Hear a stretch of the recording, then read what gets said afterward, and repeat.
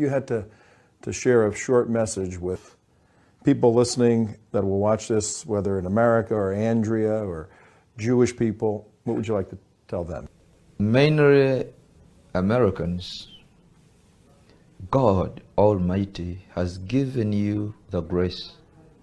Whatever you do in America influences everybody in the world. You have that grace. One thing that Islam is doing to defeat you is causing you to be coward and fearful to stand up and speak against the invasion of Islamization which is going on in your country. Stand up before it's late.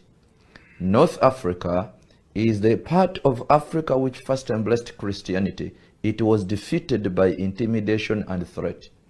If you get afraid today, within time, you will find your children and your grandchildren being Muslims and torturing other people. Stand up now and defeat the challenge of the global Islamization agenda. And that is what I'm telling even Christians. We speak as Christians today, talk about places like Ephesians, the letter of Paul to Ephesians. What is Ephesians right now? Check the place and see. They don't have a church. Check the place of the church of Antioch. Where was it?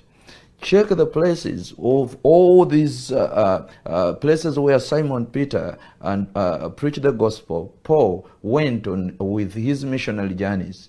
You will find that Islam has got a challenge which is on a door, and instead of standing up, we are not going to stand up in arms, but we are going to stand up in the word of God. Let's not fear to open up and stand and speak the truth. Otherwise, if we don't stand now, it will be too late within coming years. One thing which I want to leave with you, all of people watching me, is that if you know that what you are doing is right, stand boldly and proclaim it.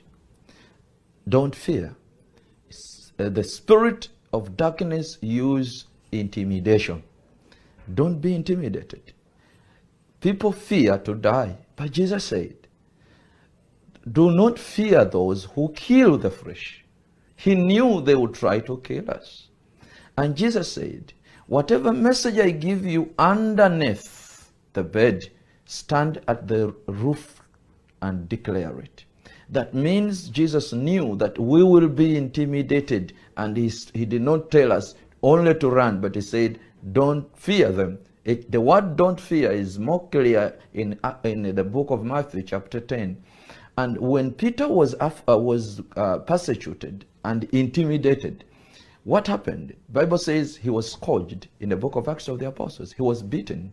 But Peter said, I cannot stop to speak what I have heard and what I have seen.